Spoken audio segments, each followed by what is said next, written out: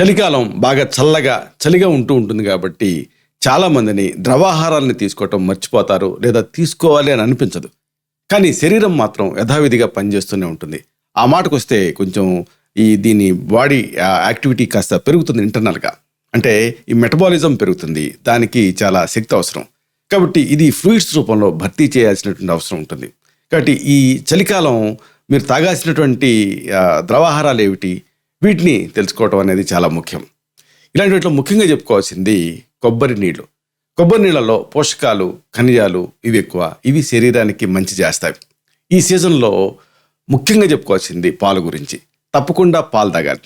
అయితే చాలామంది ఈ పాలని పూర్తిగా మరిగించకుండా తాగుతారు. దాంతో మళ్ళీ జలుబు ఇలాంటివి వచ్చే రిస్క్ ఉంటుంది, అలాగే బొవైన్ టీవీ ఇలాంటివి వచ్చే రిస్క్ ఉంటుంది.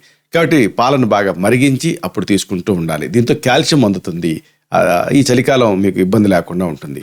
అలాగే అతి ముఖ్యమైన మరొక విషయం ఉంది. ఈ చలికాలం మీరు తప్పకుండా తాగాల్సింది నిమ్మరసం. ఈ నిమ్మరసాన్ని తీసుకోవటం వల్ల విటమిన్ సి అందుతుంది. విటమిన్ సి అందటం వల్ల మీకు వ్యాధి నిరోధక శక్తి పెరుగుతుంది. వ్యాధి నిరోధక శక్తి పెరిగితే, రోగ నిరోధక శక్తి పెరిగితే చీటికి మాటికి జలుబులు, దగ్గులు ఇవి దాడి చేయకుండా ఉంటాయి. అలాగే అతి ముఖ్యమైన ఇంకొక విషయం ఉంది. ఈ కాలం మీరు టీ తాగుతూ ఉండాలి అనిపిస్తూ ఉంటుంది.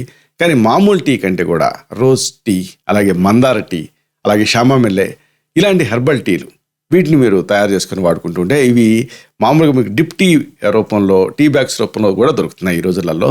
వీటిని వేడి నీళ్ళకి 5-6 సార్లు ముంచి ఆ టీలు తాగితే, ఆ ఇన్ఫ్యూజన్ తీసుకుంటూ ఉంటే మైల్డ్గా ఉంటాయి. అలాగే అవాంఛనీయ లక్షణాలు ఉండవు. అదే సమయంలో ద్రవాహారాలు బాగా లోపలికి వెళ్తాయి, ద్రవాలు. దీంతో డీహైడ్రేట్ అవ్వకుండా ఉంటారు. ఇంకా ముఖ్యంగా ఈ హెర్బ్స్ తాలూకు ఉత్తమమైనటువంటి అంశాలు మీకు అందుతాయి. కాబట్టి గుర్తుపెట్టుకొని ఈ వింటర్ సీజన్ బాగా ఈ ఫ్రూట్స్ని మీరు తీసుకుంటూ ఉండండి.